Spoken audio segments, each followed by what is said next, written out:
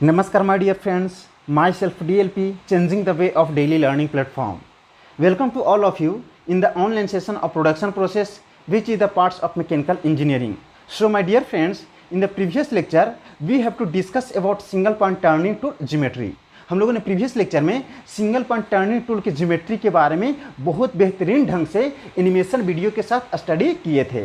So there are 7 parameter to describe single point turning tool geometry. Single point turning tool के geometry को description के लिए 7 parameter consider किए जाते हैं। उन 7 पैरामीटर में 6 पैरामीटर आपका एंगल से रिलेटेड होते हैं और 1 पैरामीटर आपको नोज रेडियस को कंसिडर किया जाता है। तो इस तरीके से सिंगल पॉइंट टर्निंग टूल की ज्योमेट्री को डिस्क्राइब करने के लिए टोटल 7 पैरामीटर कंसीडर किए जाते हैं। तो इन सारे 7 पैरामीटर को बहुत बेहतरीन ढंग से हम प्रीवियस लेक्चर में एनिमेशन वीडियो के साथ एक्सप्लेन करके बताए हैं। तो जाइए पहले प्रीवियस लेक्चर को फॉलो करिए और उनमें से सारे पैरामीटर को समझिए कि कौन से पैरामीटर किस तरीके से जनरेट होते हैं, कैसे डिफाइंड होते हैं, उनमें इंपॉर्टेंट पॉइंट क्या क्या कंसीडर किए जाते हैं, ठीक है ना। तो उन सारे बातों को आप वहाँ से सीख करके आइए, फिर उसके बाद इस लेक्चर को फॉलो करिएगा तो आपको बहुत अच्छे तरीके से समझ में आएगा।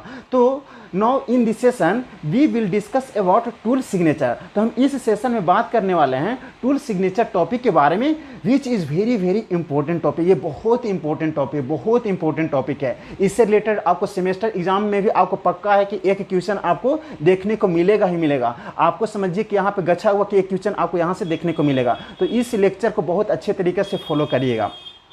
So let us start with tool signature topic. हम लोग स्टार्ट करते हैं टूल सिग्नेचर टॉपिक को। तो सबसे पहले समझते हैं कि टूल सिग्नेचर आखिर होता है तो क्या होता है, किसे टूल सिग्नेचर कहा जा रहा है। तो सबसे पहले हम लोग प्रीवियस लेक्चर के बारे में बात करते हैं, क्योंकि tool signature related previous lecture से ही, फुली डिपेंडेंट प्रीवियस लेक्चर से ही। तो हम लोगों ने प्रीवियस लेक्चर में ये देखे थे कि सिंगल पॉइंट टर्निंग टूल के ज्योमेट्री को डिस्क्राइब करने के लिए 7 पैरामीटर कंसिडर किए जाते हैं। अब वो 7 पैरामीटर, 6 पैरामीटर आपका होता है एंगल से रिलेटेड और 1 पैरामीटर होता है क्या, आपका नोज रेडियस। अब इन 7 पैरामीटर को हम एक जगह अरेंज करके क्या करेंगे, लिखेंगे। एक जगह अरेंज करके क्या करेंगे, स्पेसिफाई वे में लिखेंगे। तो एक स्पेसिफाई वे में लिखने के तरीका को हम क्या कहते हैं, टूल सिग्नेचर कहते हैं। यानी कहने का मतलब जो 7 पैरामीटर कंसिडर किए जा रहे हैं, उन 7 पैरामीटर को एक ऑर्डर में हम सजा करके सिस्टमैटिक वे में क्या करेंगे, लिखेंगे। और वो सिस्टमैटिक वे में लिखा हुआ स्पेसिफिकेशन को पूरा वर्ल्ड उसको क्या करेगा, पूरा संसार उसको क्या करेगा, फॉलो करेगा, उसको फॉलो करेगा। तो ये लिखने के तरीका को ही, इस प्रकार से स्पेसिफिक वे में लिखने के तरीका को ही हम क्या बोलते हैं, टूल सिग्नेचर कहते हैं। तो अब आपको दिमाग में ये समझ में आ गया होगा कि टूल सिग्नेचर कुछ नहीं है। टूल सिग्नेचर एक क्या है, 7 पैरामीटर को एक स्पेसिफिक वे में, सिस्टमैटिक वे में लिखने का तरीका है, जिसको ऑल ओवर वर्ल्ड क्या क्या करता है, फॉलो करता है। तो चलिए इसके डिफिनीशन को हम समझते हैं, टूल सिग्नेचर के बारे में क्या बोला जा रहा है, ठीक है ना। तो it is the way to specify, it is the way to specify 6 tool angles. क्या बोला गया है, यह एक क्या है, तरीका है 6 टूल एंगल को स्पेसिफाई करने का, एंड 1 नोज रेडियस, और एक नोज रेडियस को, ठीक है ना, by use of standardized abbreviation system. यानी कहने का मतलब एक स्टैंडर्ड कहने का मतलब मानक, जिसे क्या करेगा, पूरा वर्ल्ड क्या करेगा, फॉलो करेगा। और उसको जो सिस्टमैटिक वे में हम स्पेसिफाई करेंगे, उसको एक एब्रेविएटिव सिस्टम में, यानी कहने का मतलब संक्षिप्त सिस्टम में हम उसको क्या करेंगे, रिप्रेजेंट करेंगे। तो रिप्रेजेंट करने के तरीका को हम क्या कहेंगे, टूल सिग्नेचर कहेंगे, टूल सिग्नेचर कहेंगे। तो ये क्या है, एक प्रकार का एक तरीका है 6 एंगल और एक नोज रेडियस को स्टैंडर्डाइज्ड तरीके से एब्रिविएशन फॉर्म में रिप्रेजेंट करने के तरीका को हम क्या बोलते हैं, टूल सिग्नेचर बोलते हैं। तो यहाँ पे आपको ये समझ में आ गया होगा, टूल सिग्नेचर एक तरीका है 7 पैरामीटर को एक स्पेसिफिक वे में लिखने का, ठीक है, जिससे कि पूरा वर्ल्ड क्या करता है, फॉलो करता है। इसी को हम क्या बोलते हैं, टूल सिग्नेचर कहते हैं। फिर इसको दूसरे तरीका से, इस तरीका से भी डिफाइन किया गया है सिंपल वे में कि geometry of a single point turning tool, geometry of a single point turning tool is defined by set of 7 parameter is called as tool signature. यानी कहने का मतलब सिंगल पॉइंट टर्निंग टूल के geometry में जो 7 parameter consider किए जाते हैं, उनको एक स्पेसिफिक वे में लिखने के तरीका को हम क्या बोलेंगे, टूल सिग्नेचर कहेंगे। या टूल सिग्नेचर को और दूसरा नाम टूल डिजाइनेशन भी बोला जाता है। तो कहीं भी अगर टूल सिग्नेचर लिखा रहे या टूल डिजाइनेशन लिखा रहे तो समझना है दोनों का कहने का मतलब एक ही होता है। टूल सिग्नेचर बोलिए, टूल डिजाइनेशन बोलिए, बात सेम है। तो टूल सिग्नेचर का डिफिनीशन या बोलिए या फिर टूल डिजाइनेशन का पूछे, आपको दोनों को कहने का मतलब एक ही होता है। तो इस तरीके से हम जान गए अब कि there are 7 element in tool signature. तो हम लोग अब बोल सकते हैं कि टूल सिग्नेचर को स्पेसिफाई वे में रिप्रेजेंट करने के लिए कितना एलिमेंट कंसीडर किया जाता है, 7 एलिमेंट कंसीडर किए जाते हैं। तो यहाँ पे बोला गया है there are 7 element in tool signature. Tool signature में 7 एलिमेंट होता है of single point cutting tool. Single point cutting tool के टूल सिग्नेचर में कितने एलिमेंट, 7 एलिमेंट कंसीडर किए जाते हैं। Are always placed in following order, जो कि जो प्लेस्ड होते हैं वो जो लिखे जाते हैं वो एक क्या है एक सिस्टमैटिक वे में क्या किया जाता है, प्लेस्ड रखे जाते हैं, ठीक है ना। तो उस ऑर्डर को हमेशा क्या करके रखना, फॉलो करके चलना होता है। तो ये जो आपको टूल सिग्नेचर को जो स्पेसिफिक वे में लिखने का एक तरीका होता है, उसके लिए अलग अलग सिस्टम डेवलप हुए हैं, ठीक है ना। जैसे जैसे साइंस डेवलप होते गए उस तरीके से टूल सिग्नेचर को लिखने के लिए, रिप्रेजेंट करने के लिए अलग अलग सिस्टम क्या होते गए, डेवलप होते गए। और अलग अलग सिस्टम में हम टूल सिग्नेचर को अलग अलग तरीके से क्या करते हैं, रिप्रेजेंट करते हैं। जिस प्रकार से जब हम लोगों को क्या करना रहता है, शादी के लिए बायोडाटा क्या करते हैं, बनाते हैं, ठीक ना। तो बायोडाटा में क्या मेंशन रहता है, नाम मेंशन रहता है, पिताजी का नाम मेंशन रहता है, फिर अपना पता मेंशन रहता है, फिर आपका क्वालिफिकेशन मेंशन रहता है, आपका हाइट मेंशन रहता है, ठीक है ना। तो जब आपका माना कि वहाँ पे आपका बायोडाटा में हाइट मेंशन रहता है, तो माना कि आपका हाइट है कि कितना 6 फीट है, क्या 6 फीट है, कितना है 6 फीट है, 6 फीट है। अब 6 फीट है तो ये जो बोला गया है हाइट, आपका हाइट माना कि ये आपका हाइट है, ये आपका हाइट कितना 6 फीट है। एक आदमी है जो कि अपने बायोडाटा में कितना अपना मतलब कि हाइट मेंशन किया, 6 फीट कंसीडर किया, 6 फीट कंसीडर किया। अब ये जो 6 फीट बोला गया है किसी न किसी सिस्टम पर बेस्ड ये बोला गया है, ठीक है ना, किसी न किसी सिस्टम पर बेस्ड है, किसी भी पद्धति पर ये आधारित है ये फीट, ठीक है ना। तो ये 6 फीट जो बोला गया किस सिस्टम पर है, FPS सिस्टम पर, FPS foot pound second system पर ये आपका हाइट को मेजर करके बताया है। लेकिन इसी को अगर आप इसी बंदे की हाइट को अगर दूसरे सिस्टम में बदल करके बोला जाए, यानी कहने का मतलब इंटरनेशनल स्टैंडर्ड IS स्टैंडर्ड में बोला जाए, तो 6 फीट का इक्विवेलेंट होता है आपको क्या 1.83 मीटर, 1.83 मीटर। तो ये 1.83 मीटर किस में है, इंटरनेशनल स्टैंडर्ड के अकॉर्डिंग है, ठीक ना। तो बंदा जो है सो एक ही है, वही आदमी, यही ऐसा नहीं कि बंदा का हाइट क्या हो रहा है, चेंज हो रहा है। लेकिन बंदा का हाइट चेंज नहीं हो रहा, बल्कि उसको मेजर करने के सिस्टम में क्या कर रहे हैं, हम चेंज कर रहे हैं, सिस्टम में केवल चेंज कर रहे हैं। तो सिस्टम चेंज करेंगे तो उसका न्यूमेरिकल वैल्यू चेंज होगा, उसका न्यूमेरिकल वैल्यू चेंज होगा। पहले FPS में न्यूमेरिकल वैल्यू 6 था, लेकिन वही IS स्टैंडर्ड में आ गए,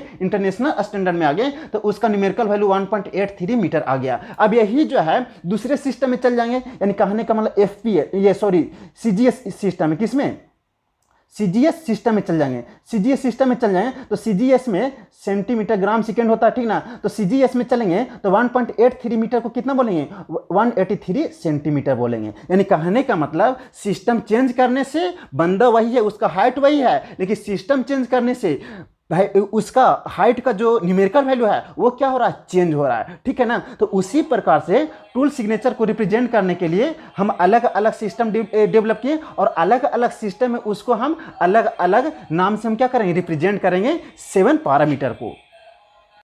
सो there are various system developed for defining tool signature और टूल डिजाइनेशन। तो टूल सिग्नेचर या टूल डिजाइनेशन को डिफाइन करने के लिए वेरियस सिस्टम क्या हुए, डेवलप्ड किए गए। उन वेरियस सिस्टम में फर्स्ट सिस्टम आपको आता है मशीन रेफरेंस सिस्टम, जो कि अमेरिकन स्टैंडर्ड एसोसिएशन या अमेरिकन नेशनल स्टैंडर्ड इंस्टीट्यूट के द्वारा क्या किए गए, डेवलप किए गए। दूसरा सिस्टम आपका है टूल रेफरेंस सिस्टम, जिसके द्वारा 2 सिस्टम डेवलप किए गए, orthogonal rake system and normal rake system. और ये जो orthogonal rake system and normal rake system जो डेवलप किए गए वो ISO के द्वारा डेवलप किए गए। ISO कहने का मतलब international organization for standardization, international organization for standardisation.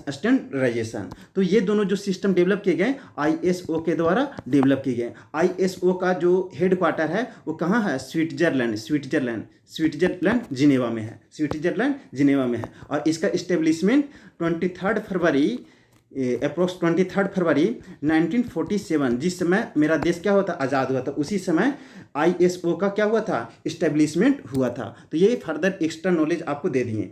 अब उसके बाद एक और सिस्टम डेवलप किए गए, उसका नाम है work reference system. Work reference system जो कि हमारे सिलेबस में आपका वर्क रेफरेंस सिस्टम भी नहीं पढ़ना है, NRS यानी कहने का नॉर्मल रेक सिस्टम भी नहीं पढ़ना है। हमारे सिलेबस में केवल और केवल अमेरिकन स्टैंडर्ड एसोसिएशन, जिसको दूसरा नाम अमेरिकन नेशनल स्टैंडर्ड इंस्टीट्यूट भी कहा जाता है, तो ASA और ORS ही हमारे सिलेबस में मेंशन है। तो इसीलिए इस पर क्या लगाया गया, टिक लगाया गया, और बाद बाकी दो सिस्टम पर क्या कर दिया गया है, कट कर दिया गया। यानी कहने का मतलब ये सिलेबस में मेंशन नहीं है।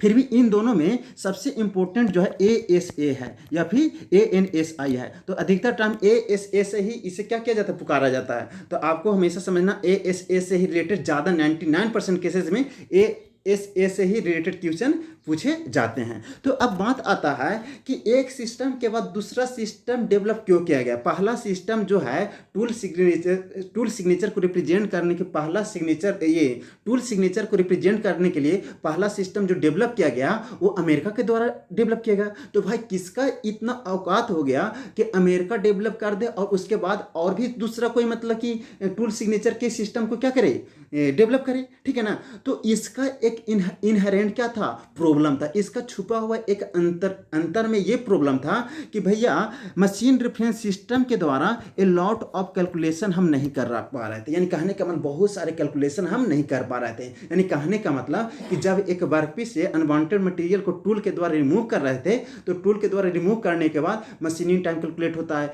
हीट प्रोड्यूस होता है, कटिंग फोर्स लगता है, पावर जनरेट होता है, ठीक है ना। तो इन सारे कैलकुलेशन को हम इस अमेरिकन स्टैंडर्ड एसोसिएशन के सिस्टम के द्वारा हम कैलकुलेट करके नहीं बता पा रहे थे। लेकिन इस सिस्टम का खासियत तो ये था कि इसको डिस्क्रिप्शन करना आसान था। यानी कहने का मतलब इसका थ्योरेटिकल पोर्शन के बारे में स्टडी करना आसान था, ठीक है ना। तो अमेरिकन स्टैंडर्ड एसोसिएशन के द्वारा हम टूल सिग्नेचर यानी कहने का मतलब सिंगल पॉइंट टर्निंग टूल का ज्योमेट्री के बारे में स्टडी करना क्या हुआ था, आसानी था। लेकिन इससे कैलकुलेशन करना आसान नहीं था, ठीक है ना। तो कैलकुलेशन की प्रॉब्लम को दूर करने के लिए इंटरनेशनल स्टैंडर्ड ऑर्गेनाइजेशन सामने आया और ISO ने एक सिस्टम डेवलप किया। सबसे पहले वो सिस्टम था ऑर्थोगोनल रेक सिस्टम, और ISO के द्वारा पहला जो रेफरेंस सिस्टम जो डेवलप किया गया वो ORS था। यानी ओल्ड, ये पहला यानी कहने का मतलब ये ओल्ड सिस्टम था, ठीक है ना। O से ओल्ड और N से नॉर्मल एक्चुअली होता है, लेकिन ये समझना है कि न्यू, यानी कहने का मतलब न्यू सिस्टम डेवलप किया गया ORS के ISO के द्वारा। कौन सा,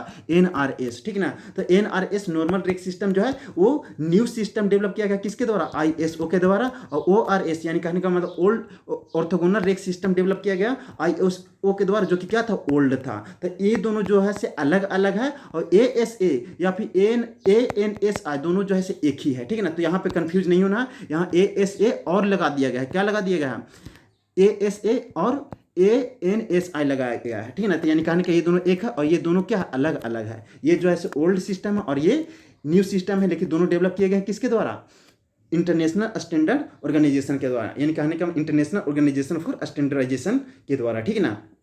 ISO का हेड क्वार्टर जो है स्विट्जरलैंड है, स्विट्जरलैंड में है, जो कि जिनेवा में है, ठीक है ना। और इसका इस्टेब्लिशमेंट ISO का इस्टेब्लिशमेंट 23 फरवरी 1947 में हुआ था, जिसमें हमारा देश क्या हुआ था, आज़ाद हुआ था। तो इसके बारे में ऑलरेडी मतलब कि ये एक्स्ट्रा नॉलेज हम आपको दे दिए हैं, ठीक है ना। तो इनमें से जो भी एब्रिविएटिव फॉर्म में लिखा गया है इसको फुल फॉर्म में हम यहाँ पे लिख करके बता दिए हैं, ताकि आपको कन्फ्यूजन कभी नहीं रहे, ठीक है ना। आप इसको ध्यान में रखें। ASA कहने का मतलब अमेरिकन स्टैंडर्ड एसोसिएशन होता है, ANSI कहने का मतलब अमेरिकन नेशनल स्टैंडर्ड इंस्टीट्यूट होता है, ORS कहने का मतलब ऑर्थोगोनल रेक सिस्टम है, जो कि ISO के द्वारा डेवलप किया गया, और ये ओल्ड सिस्टम। NRS कहने का मतलब नॉर्मल रेक सिस्टम है, और ये डेवलप किया गया किसके द्वारा, ISO के द्वारा, लेकिन ये जो है न्यू सिस्टम है। अब ORS और NRS में क्या अंतर है, इस चीज को हम लोग समझते हैं। ORS NRS दोनों जो है से किसके द्वारा डेवलप किए गए, दोनों जो है डेवलप किए गए किसके द्वारा, ISO के द्वारा। तो सबसे पहले जो ASA के बाद ISO आया, ISO क्यों डेवलप किया?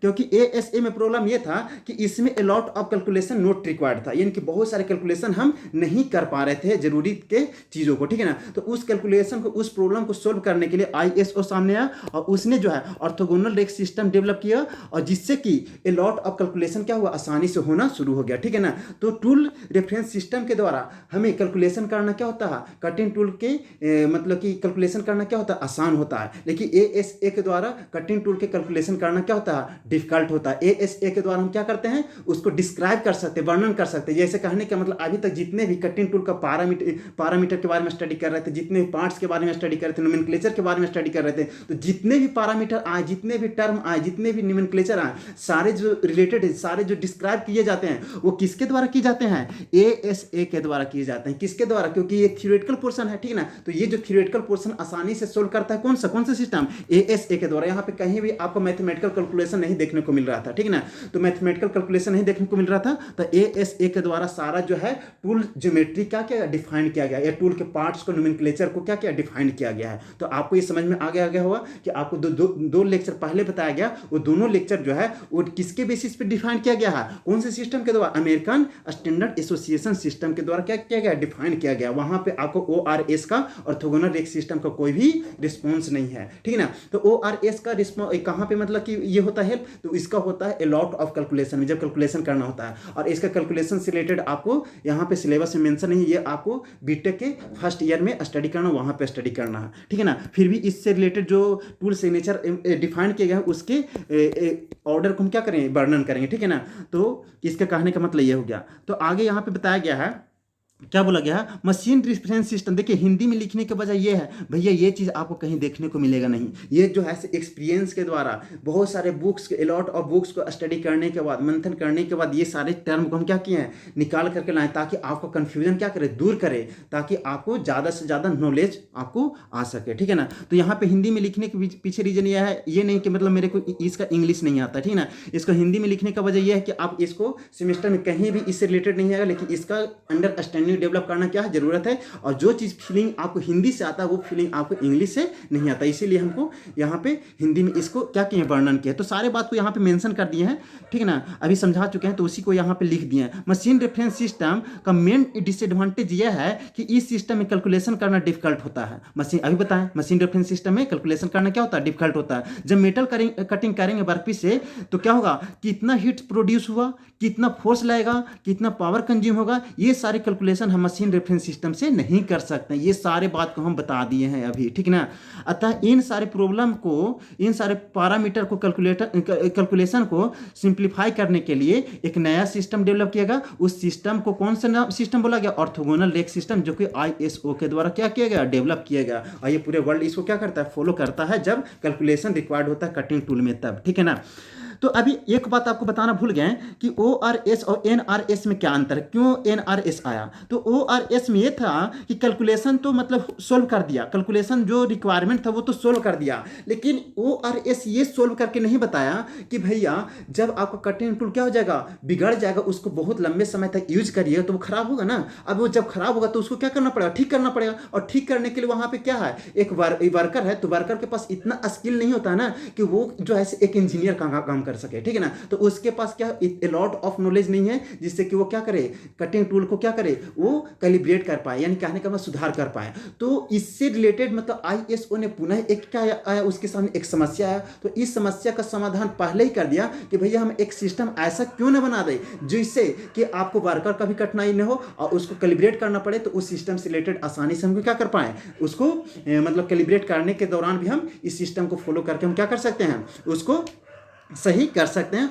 और वर्कर का मतलब कि वहाँ पे किसी प्रकार का प्रॉब्लम नहीं होगा, ठीक है ना। तो इसी प्रॉब्लम को सोल्व करने के लिए NRS सिस्टम क्या किए गए, नॉर्मल रेक सिस्टम क्या किए गए, डेवलप किए गए, जो कि ISO के द्वारा न्यू सिस्टम लास्ट में डेवलप किए गए हैं, ठीक है ना। तो इन सारे बातों को बहुत अच्छे तरीके से एक एक वर्ड को मतलब कि तोड़ करके बताते हैं मेरे भाई, ठीक है ना। तो आप लेक्चर को बहुत गौर से सुना करिए, कितना मेहनत लगता है ये हम जानते हैं, ठीक है ना। तो यहाँ पे आगे बोला गया है कि इन सारे पैरामीटर को कैलकुलेट करने के लिए, सिंप्लीफाई वेरीफाई करने के लिए हम ORS को फॉलो करते हैं, अभी बता दिए, ठीक ना। फिर यहाँ पे फिर से आगे बोला गया, क्या बोला गया, MRS कहने का मतलब कि MRS मशीन रेफरेंस सिस्टम में डिस्क्रिप्शन करना आसान होता है। डिस्क्रिप्शन कहने का मतलब थ्योरेटिकल पोर्शन पढ़ना आसान होता है। कहने का मतलब कि जो अभी तक कटिंग टूल सिग्नेचर पढ़ रहे थे, कटिंग टूल के पार्ट्स के बारे में पढ़ रहे थे, कटिंग टूल के नोमेनक्लेचर के बारे में पढ़ रहे थे, ये सारे जो वर्णन किए गए ना, सारे अमेरिकन स्टैंडर्ड एसोसिएशन के द्वारा जो टर्म दिए गए हैं, जो रेक एंगल बोला गया, back rake angle, side rake angle, side relief angle, end relief angle, side cutting edge angle, end cutting edge angle, nose radius, ये जो नामकरण किया गया भैया किसी न किसी के द्वारा तो दिया गया होगा ना। तो ये जो नामकरण किया गया है ना, ये सारे नामकरण किए गए किसके द्वारा, किसके द्वारा, मशीन रेफरेंस सिस्टम यानी कि अमेरिकन स्टैंडर्ड एसोसिएशन के द्वारा डिस्क्राइब किए गए हैं। अतः MRS यानी मटेरियल ये मेटल मशीन रेफरेंस सिस्टम से डिस्क्रिप्शन करना मेरे लिए क्या है, आसान है। इससे हम कैलकुलेशन आसानी से नहीं कर सकते, लेकिन डिस्क्रिप्शन उसको वर्णन आसानी से हम कर सकते हैं। ORS में क्या है, ORS में कैलकुलेशन करना आसान होता है। अभी बता दी, बहुत सारी बातों को अभी डिस्क्राइब किए हैं, ठीक है ना। फिर आगे बोला गया ORS और NRS दोनों अलग है, दोनों एक नहीं मानना है, दोनों एक ही ऑर्गेनाइजेशन के द्वारा डेवलप किए गए हैं, लेकिन दोनों एक है नहीं। ORS ISO का ओल्ड सिस्टम है और NRS ISO का न्यू सिस्टम है। देखिए यार क्या मस्त बात यहाँ पे लिख करके आपको दिए हुए हैं। अगर इतना बेहतर तरीके से अगर कोई प्रोडक्शन प्रोसेस पहुंचा दें, मैं आपको बता देना, तो आप मेरे को बोलिएगा, इससे बेहतर कुछ नहीं हो सकता, कोई नहीं बता सकता, इसे आसानी, इसे इंटरटेनमेंट तरीके से कोई नहीं बता सकता। और ये मैं अपना बड़ाई नहीं कर रहा हूँ, हम अपनी मेहनत का मतलब कि आपको सामने दिखा रहा हूँ। हम वही चीज़ें बोलते हैं जो करते हैं, ठीक है ना, और जो करते हैं उस चीज़ को हम दिखा करके भी करते हैं, ठीक है ना। तो चलिए आगे पढ़ते हैं। ध्यान देने वाली बात क्या है, हमारे सिस्टम में ASA और ORS के बारे में ही स्टडी करना है। तो बहुत खुशी की बात है कि केवल 2 ही सिस्टम के बारे में स्टडी करना, और उनमें से 99% केसेस में जो क्वेश्चन पूछे जाते हैं ना, वो अमेरिकन स्टैंडर्ड एसोसिएशन से पूछे जाते हैं, ORS से नहीं क्वेश्चन न के बराबर पूछे जाते हैं, ठीक है ना। जिससे हम प्रूफ के द्वारा भी हम आपको दिखाएंगे कि भर भर के ASA से रिलेटेड ही क्वेश्चन मतलब कि पूछे जाते हैं। फिर भी हम ORS के बारे में टूल सिग्नेचर स्टडी करेंगे, ठीक है ना। फिर आगे बोला गया बहुत इंपॉर्टेंट पॉइंट है, इससे रिलेटेड आपको IES में क्वेश्चन पूछा हुआ है, ठीक है ना। क्या बोला गया, अमेरिकन स्टैंडर्ड एसोसिएशन के द्वारा जो स्टैंडर्डाइजेशन किया गया वो numerical method of tool identification, ASA के द्वारा जो किया गया ना, मतलब सिस्टम डेवलप, वो जो है वो आपका कंप्लीट स्पेसिफिकेशन, टूल का कंप्लीट वर्णन नहीं कर रहा था। जैसे कहने का मतलब हीट का वर्णन कर रहा था, टूल के लेंथ का वर्णन कर रहा था, नहीं, ये सारे पैरामीटर के बारे में ये डिस्क्राइब नहीं करता अमेरिकन स्टैंडर्ड एसोसिएशन। ये केवल और केवल क्या करता है, टूल का आइडेंटिफिकेशन करता है। क्या करता है, टूल के न्यूमेरिकल मेथड का आइडेंटिफिकेशन करता है। तो ये हमेशा ध्यान में रखना है कि ASA स्टैंडर्डाइजेशन, ASA जो है वो एक स्टैंडर्डाइजेशन है जो क्या करता है, टूल के आइडेंटिफिकेशन, टूल के न्यूमेरिकल मेथड को क्या करता है, आइडेंटिफिकेशन करता है, ना कि टूल के कंप्लीट स्पेसिफिकेशन को वो वर्णन करता है, ठीक है ना। तो ये आपको हमेशा ध्यान रखना है कि ASA जो है वो न्यूमेरिकल मेथड को, टूल के न्यूमेरिकल मेथड को आइडेंटिफिकेशन करता, नहीं कि कंप्लीट स्पेसिफिकेशन करता है टूल का, ठीक है ना। तो ये बहुत इंपॉर्टेंट बात है, इसको हमेशा क्या करना है, ध्यान में रखना है। तो इस तरीका से सिंगल पॉइंट कटिंग टूल का नोमेनक्लेचर के बारे में जो स्टडी कर रहे थे, ये जितने भी टर्म यहाँ पे डिफाइन किए गए हैं ना, डिस्क्राइब किए हैं, जितने भी टर्म, सारे जो टर्म आए हैं ना, किसके द्वारा दिए गए हैं, ASA के द्वारा, अमेरिकन स्टैंडर्ड एसोसिएशन के द्वारा दिए गए हैं, ठीक है ना। तो इस चीज़ को हम एक बार पुनः ये बताते हैं। ये टूल के अंदर में होल्डर रहता है, जिस पार्ट पर होल्डर रहता है तो उसके ऊपर पार्ट को क्या बोलते हैं, शैंक बोलते हैं। क्या बोलते हैं, शैंक पोर्शन बोलते हैं। क्या बोलते हैं, शैंक बोलते हैं, ठीक है ना। आपका चिप जो है, वर्कपीस का जो चिप के फॉर्म में जो निकलता है, तो जिस सरफेस से मतलब कि जिस सरफेस पर जाकर के फ्लो होता है, उस सरफेस को हम रेक फेस या फेस बोलते हैं, ठीक है ना। फिर उसके बाद इस सरफेस को क्या बोला जाता है, ये सरफेस आपका फ्लैंक कहलाता है, ये सरफेस साइड फ्लैंक कहलाता है, ये आपका इन फ्लैंक कहलाता है, ये इन कटिंग एज कहलाता है, ये साइड कटिंग एज कहलाता है। फिर उसके बाद वर्टिकल लाइन से ये जो अंदर में धंसा हुआ वो इंड रिलीफ एंगल या क्लियरेंस एंगल बोलते हैं, ठीक है ना। फिर उसके बाद ये प्लेन जो है से आपको वर्टिकल से कुछ धंसा हुआ, तो इस एंगल को ये साइड रिलीफ एंगल बोलेंगे। फिर यहाँ पे ये प्लेन धंसा हुआ इस लाइन से, तो इसको साइड कटिंग एज एंगल बोलेंगे, ठीक है ना। ये साइड रेक एंगल यहाँ से कुछ मतलब कि इंक्लाइंड है, ठीक है ना। ये हॉरिजॉन्टल से ये प्लेन जो है इंक्लाइंड है, तो ये जो है साइड रेक एंगल है, ठीक है ना। ये कटिंग एज है। तो इन सारे बातों को हम पहले बहुत अच्छे तरीके से क्या किए, डिस्क्राइब किए एनिमेशन वीडियो के साथ, और कितने बार किए होंगे आपको कुछ शायद ये सारी बातें क्या हो गए होंगे, याद हो चुके होंगे। तो आप ये समझना, ये सारे बातें जो डिस्कशन किए गए हैं ये किसके द्वारा किया गया, कौन से सिस्टम के द्वारा, अमेरिकन स्टैंडर्ड एसोसिएशन के द्वारा डेवलप किए गए हैं। तो देखिए भाई, एक अच्छे टीचर से स्टडी करना कितना इंपॉर्टेंट होता है।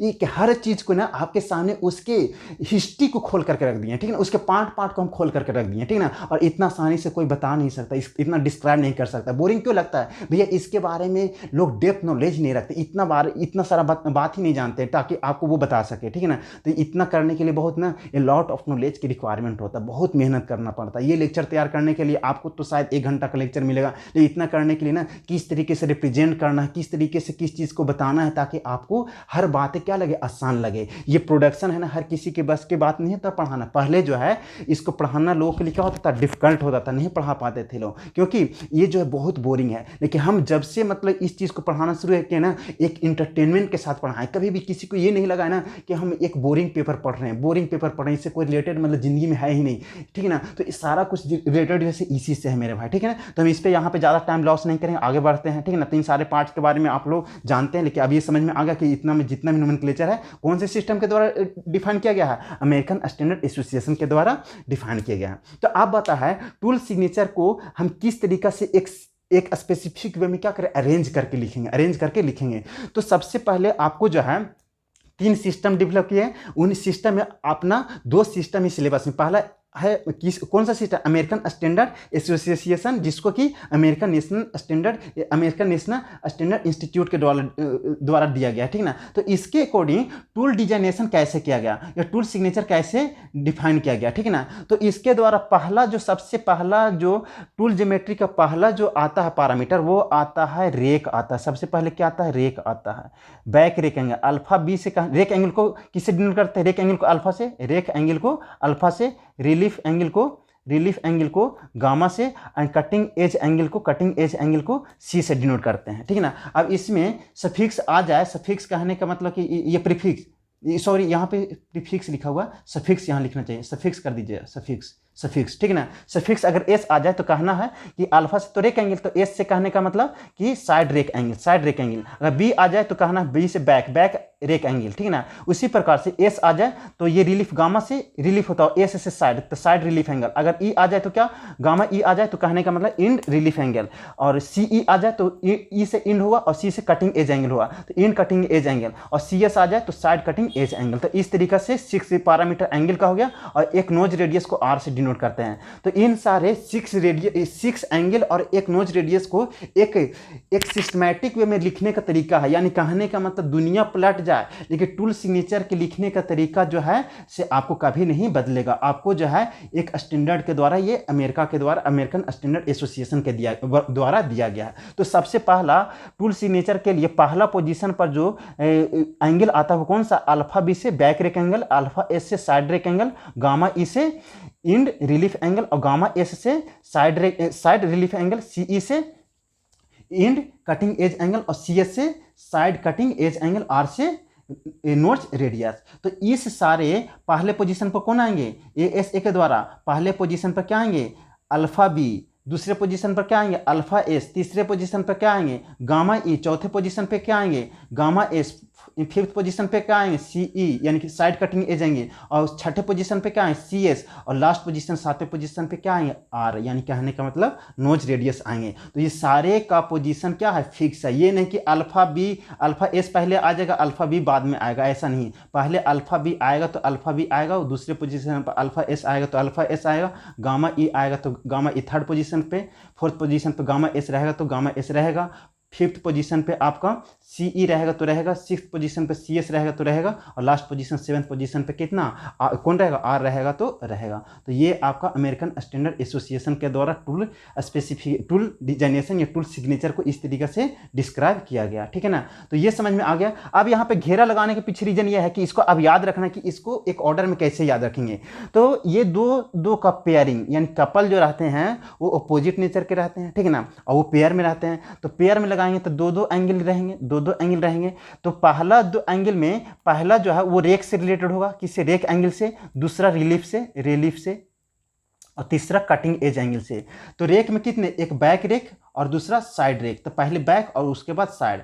रिलीफ में भी दो एंगल, कितना, बैक इंड रिलीफ एंगल और दूसरा क्या, साइड रिलीफ एंगल। कटिंग में भी कितना, दो, इंड कटिंग एज एंगल और साइड कटिंग एज एंगल। तो कितना एंगल हो गया, 6 एंगल हो गया, और लास्ट में क्या है, आर आ गया। तो याद करने का तरीका इसको कैसे याद करेंगे, तो इसके लिए एक जुगाड़ लगा है। जुगाड़ क्या है, यही तो पढ़ने का तरीका है यार, यही तो पढ़ने का तरीका। ये नहीं कि किसी चीज़ को आप रट करके पढ़िए, नहीं, कभी भी किताबी कीड़ा बन करके नहीं रहिए। उसको एप्लीकेशन देखिए, आपको डेली लाइफ में क्या क्या चीज़ें यूज होते हैं उससे रिलेटेड करके पढ़िए, कोरिलेट करके पढ़िए, तब वो चीज़ें आपको ज़्यादा दिन तक क्या होंगे, याद होंगे, ठीक है ना। तो इसको याद करने का तरीका क्या है, हम भी बहुत जल्दी भूलते थे, ठीक है ना। तो इससे एक रिलेटेड है आपको आरआरसी, जो कि ये जो है एग्जाम कंडक्ट करता है group D, RRC group D. तो इसी से हम एक बनाए हैं, आर से रेक, आर से रिलीफ और सी से cutting edge angle, cutting edge angle. तो आर से रेक एंगल, और रेक एंगल कितने होंगे, रेक एंगल भी आपको दो होंगे, रेक एंगल भी दो होंगे, जो कि एक होगा बैक रेक एंगल और एक दूसरा होगा side rake angle. Relief angle, R से रिलीफ, ठीक ना, आर से रेक, आर से रिलीफ, रिलीफ कितने एंगल, दो, तो इंड रिलीफ एंगल और क्या होगा, साइड रिलीफ एंगल। सी से क्या, cutting edge angle, cutting edge angle दो होंगे, कौन कौन, इंड कटिंग एज एंगल और साइड कटिंग एज एंगल, ठीक है ना। तो ये आपको समझ में आ गया होगा, पहले रेक, रिलीफ, उसके बाद कटिंग, और उसके बाद क्या होगा कि पहले इंड आएगा, उसके लास्ट में क्या आएगा, साइड में आएगा। तो रेक एंगल में इंड बैक एंगल नहीं बोलते, बल्कि इंड रेक एंगल नहीं बोलते, बल्कि बैक रेक एंगल बोलते हैं, ठीक ना। तो सारे में देख रहे होंगे, सारे, चाहे रेक में देखिए, चाहे रिलीफ में देखिए, चाहे कटिंग में देखिए, सबके लास्ट में साइड जो है कहाँ आ रहा है, लास्ट में आ रहा है, साइड कहाँ आ रहा है, लास्ट में आ रहा है। तो याद करने का तरीका यहाँ पे बताए हैं,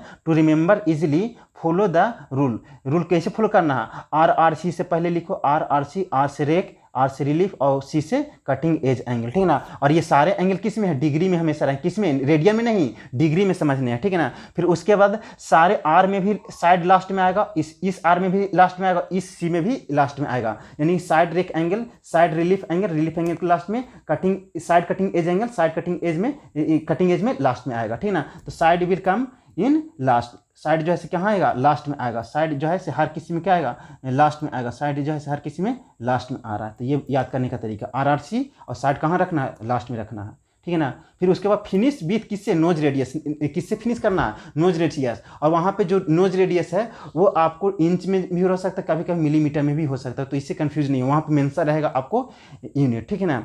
तो इस तरीके से पहला पोजीशन पर क्या था, अल्फा बी। तो अल्फा बी जो है प्रीवियस लेक्चर में बताए थे, नोटेशन याद रखना, एंगल का नोटेशन याद रखना क्या बहुत जरूरी है, जो कि हम आपको मतलब कि आपको व्हाट्सएप ग्रुप में भी लिख करके बोले थे। तो बैक रेक एंगल को कैसे डिनोट करते हैं, अल्फा बी। तो पहला पोजीशन पर टूल सिग्नेचर में अमेरिकन स्टैंडर्ड एसोसिएशन के द्वारा डेवलप किए गए, वो टूल सिग्नेचर में पहले पोजीशन पर क्या था, अल्फा बी, यानी कहने का बैक रेक एंगल। दूसरे पोजीशन पर क्या था, अल्फा एस, यानी कहने का साइड रेक एंगल। देखिए याद हो गया मेरा यार, ठीक है ना। रेक पहले आता है, उसके बाद रिलीफ, तो रिलीफ आएगा तो गामा से डिनोट करते हैं, ठीक है ना। तो पहले क्या, इंड आएगा, लास्ट में साइड आएगा, तो इंड रिलीफ एंगल, तो इंड रिलीफ एंगल को गामा ई से, उसके बाद गामा एस आएगा, यानी कहने लास्ट में गामा एस आएगा, साइड जो है लास्ट में आता है, ठीक ना। तो यानी side rake angle, side relief angle, ठीक ना। उसके बाद कटिंग का बारी आएगा, तो कटिंग में इंड पहले आएगा, तो इंड कटिंग एज एंगल, उसके बाद सी एस, यानी कहने का मतलब side cutting edge angle, side cutting edge angle, side cutting as को सी एस से डिनोट करेंगे, और लास्ट में क्या आएगा, नोज रेडियस आएंगे। नोज रेडियस को कैसे रिप्रेजेंट करते हैं, आर से। तो ये सारे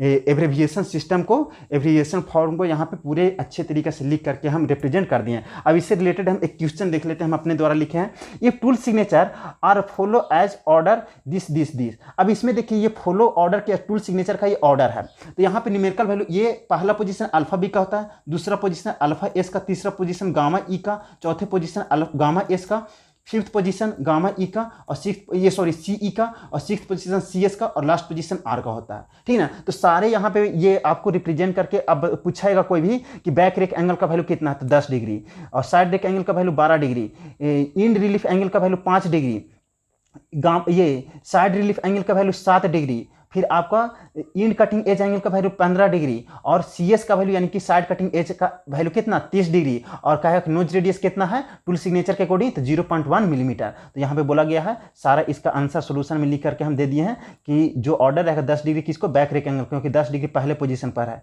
10 डिग्री पहले पोजीशन, दूसरे पोजीशन क्या 12 डिग्री है, ठीक ना। तो 12 डिग्री किसको, अल्फा एस कहने का मतलब side rake angle 12 degree, end relief angle 5 degree, side relief angle 7 degree, side cutting edge angle 15 degree, ये side cutting edge angle last में आता है ना, छठे पोजीशन पर तो साइड कटिंग एज एंगल हम यहाँ क्वेश्चन बना करके लिखे, ऐसा नहीं कि यहाँ पे फॉलो किए हैं, ठीक है ना। कोई भी चीज़ कहीं भी पूछ सकते हैं। इन 7 पैरामीटर कोई एक पैरामीटर बोला कि इनमें से जैसे साइड कटिंग एज एंगल का वैल्यू क्या होगा, तो क्या बोलना, साइड कटिंग एज का वैल्यू छठे पोजीशन पर आता तो 30 डिग्री। इनमें से कोई भी पूछेगा कि बैक रेक एंगल का वैल्यू कितना होगा तो 10 डिग्री बोलना है। कोई भी पूछेगा साइड रिलीफ एंगल का वैल्यू कितना होता है, साइड रिलीफ एंगल चौथे पोजीशन पर आता है, रिलीफ के लास्ट में साइड आएगा, ठीक ना। तो ये चौथे पोजीशन पे आया तो 60 डिग्री बोलेंगे, ठीक ना। तो यहाँ पे ऑर्डर यहाँ फॉलो नहीं कर, लेकिन ये ऑर्डर फॉलो करके बताएगा। ये क्वेश्चन में ऑर्डर सही रहेगा, लेकिन आपको क्वेश्चन कोई भी एक उठा करके पूछ सकता है। तो हम यहाँ पे क्वेश्चन हम अपने तरीके से किसी भी डिसऑर्डर मैनर में पूछ दिए हैं, ठीक ना। तो नोज रेडियस का वैल्यू यहाँ से देखने से क्या पता चला, 0.1 मिलीमीटर है, तो नोज रेडियस का आंसर क्या देंगे, 0.1 मिलीमीटर आंसर देंगे। तो इस तरीके से अमेरिकन स्टैंडर्ड एसोसिएशन के द्वारा जो टूल सिग्नेचर डेवलप किए गए उसके बारे में हम लोग स्टडी कर लिए, ठीक ना। अब ऑर्थोगोनल रेक सिस्टम के द्वारा जो टूल सिग्नेचर को स्पेसिफाई किया गया 7 पैरामीटर को, उसको कैसे कैसे अलग अलग नाम से डिफाइन किया गया, ठीक ना। वैल्यू एक ही है, जिस प्रकार से एफपीएस में एफपीएस फुट पाउंड सेकेंड में बंदे का हाइट कितना 6 फीट था, फुट पाउंड सेकेंड में 6 फीट था, तो उसी को अगर से एसआई यूनिट में बोल रहे थे 1.83 मीटर बोल रहे थे।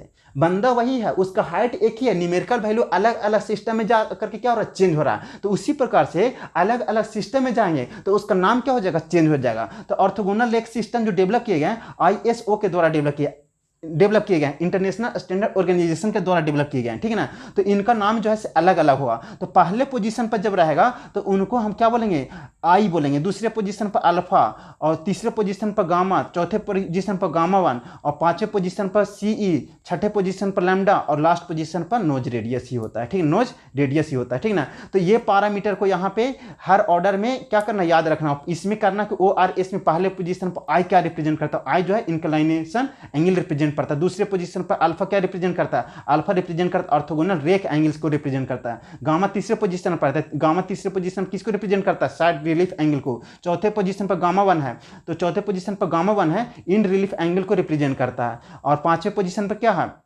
सीई है, पांचवें पोजीशन पर सी है, तो सी किसको रिप्रेजेंट करता है, इन कटिंग एज एंगल को रिप्रेजेंट करता है। छठे पोजीशन पर लैम्डा है, लैम्डा किसको रिप्रेजेंट करता है, अप्रोच एंगल, लैम्डा को हम अप्रोच एंगल बोलते हैं या फिर प्रिंसिपल कटिंग एज एंगल भी बोलते हैं। और लैम्डा का वैल्यू जो होता है वो 90 डिग्री माइनस CS होता है, यानी साइड 90 डिग्री में से साइड कटिंग एज का वैल्यू घटा देंगे तो क्या हो जाएगा, आपको लैम्डा का वैल्यू निकाल के आ जाएगा। ये रिलेशन है, ठीक ना। तो ORS और AS में दोनों के बीच में लैम्डा और CS के बीच में क्या रिलेशन हुआ, एक formula, lambda is equal to 90 degree minus CS हो गया, CS। तो CS का वैल्यू अगर 30 डिग्री होगा तो लैम्डा का वैल्यू 90 में से 30 जाएगा कितना, 60 डिग्री होगा लैम्डा का वैल्यू हो, ठीक ना। तो ये बात बोला गया है। और लास्ट पोजीशन पर R जो है किसको, सातवें पोजीशन पर क्या रिप्रेजेंट करता है, नोज रेडियस। तो इसमें टूल सिग्नेचर में 7 पैरामीटर होता है, 8 पैरामीटर का भी नहीं होंगे, 6 पैरामीटर भी नहीं होंगे।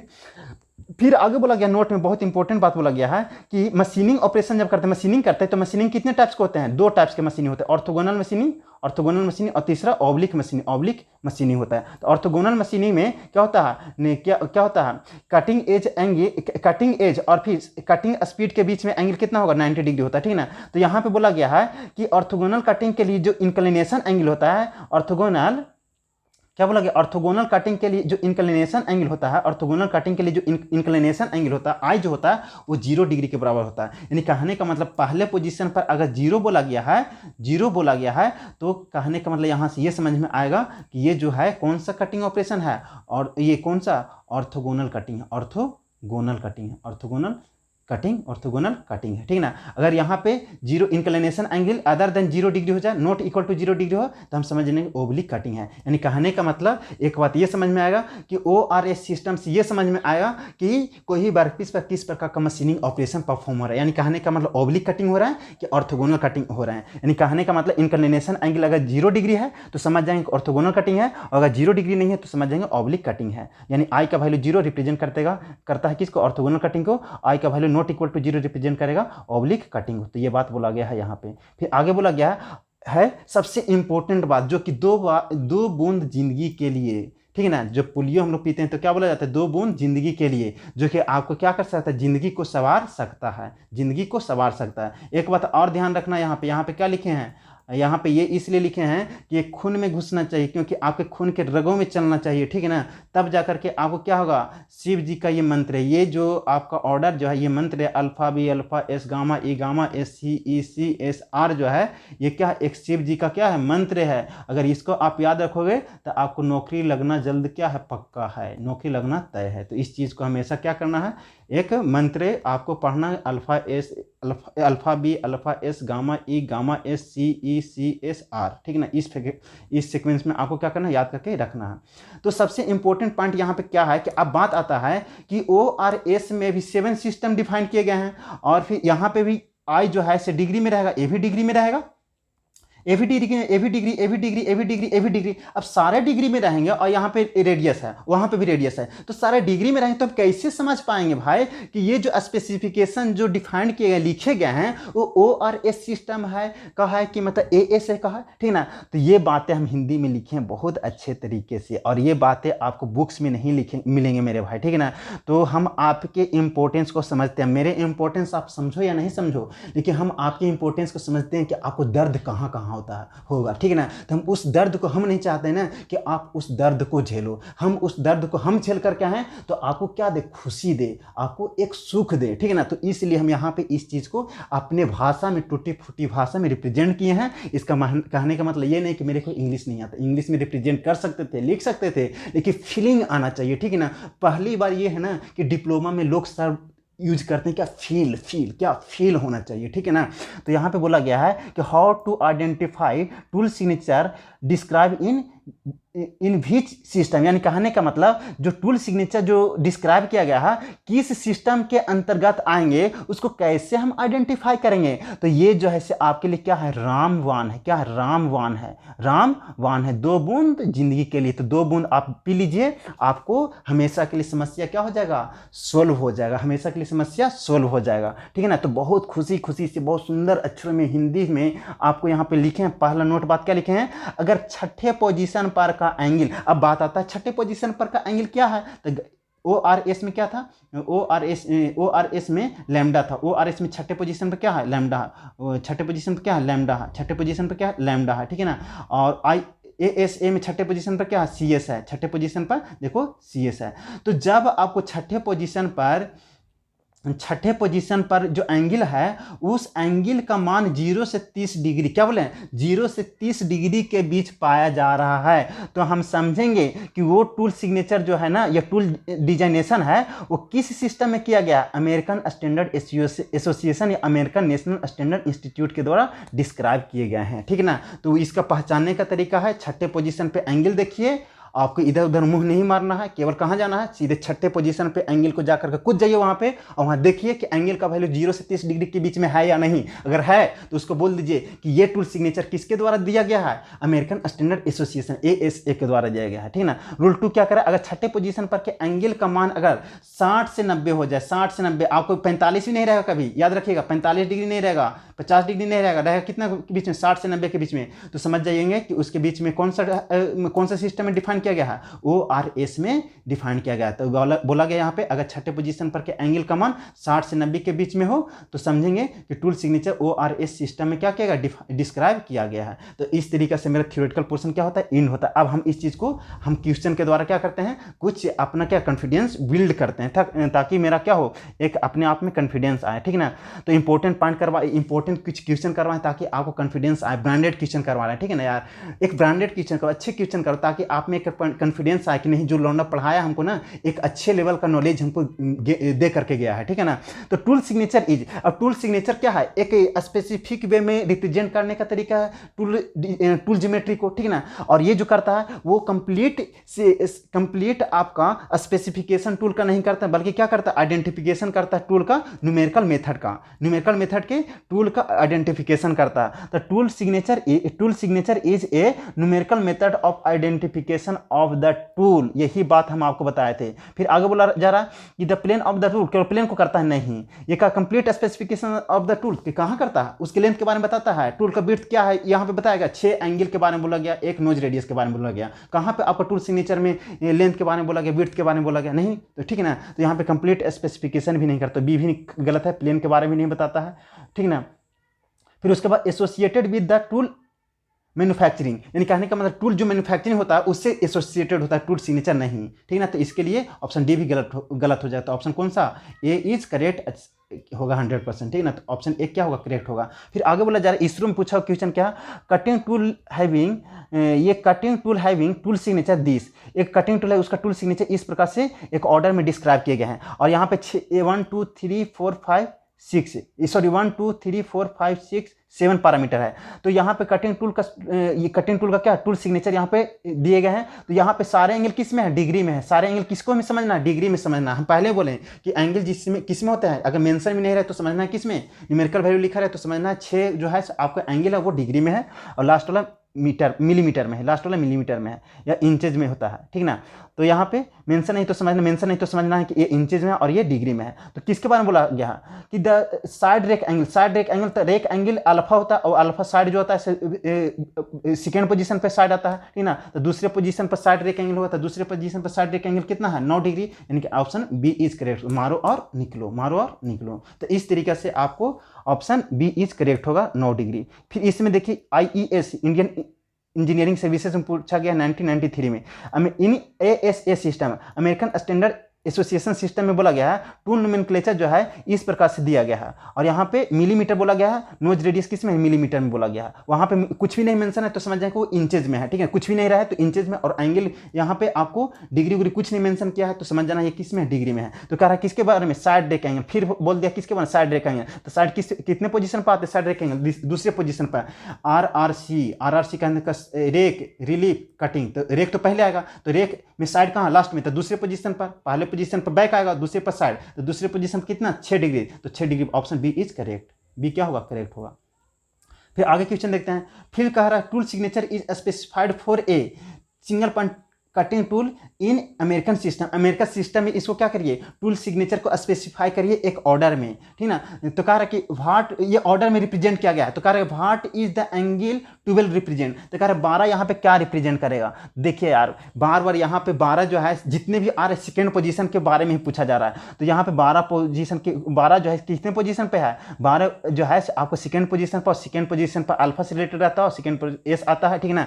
तो ये अल्फा एस कहने का मतलब side rake angle, side rake angle कहाँ पे है, बी ऑप्शन है, तो ऑप्शन बी इज करेक्ट। इसके लिए ऑप्शन क्या होगा, IES Indian engineering services 2K9 में पूछा हुआ क्वेश्चन ये है, तो इसका ऑप्शन बी इज करेक्ट होगा इसके लिए, ठीक ना। फिर IES 94 में पूछा हुआ है, क्या कह रहा है, tool geometry of single point cutting tool is specified the following element. ये एलिमेंट आपको बताया गया, ठीक ना। ये एलिमेंट टूल ज्योमेट्री का है, ठीक ना, 7 पैरामीटर। तो इसको करना है कि करेक्ट सीक्वेंस में इसको क्या कर अरेंज करके लिखना है। तो करेक्ट सीक्वेंस में कौन आएगा, सबसे पहले बैक रेक एंगल आता है, तो बैक रेक एंगल में आएगा अल्फा से डिनोट करते हैं, उसके बाद कौन आता है, रिलीफ एंगल आता है, तो गामा आएगा, उसके बाद सी आता है। तो बैक रेक एंगल को बी से डिनोट करते हैं, और अल्फा फिर एगो आएगा तो एस से, और फिर गामा ई और गामा एस, उसके बाद CE और CS, और उसके बाद लास्ट में आर आता है। तो बैक रेक एंगल पहले पोजीशन पर, पहले कौन आएगा, बैक रेक एंगल पहला पोजीशन पर एक आएगा, दूसरे पोजीशन पर साइड रेक एंगल दूसरे,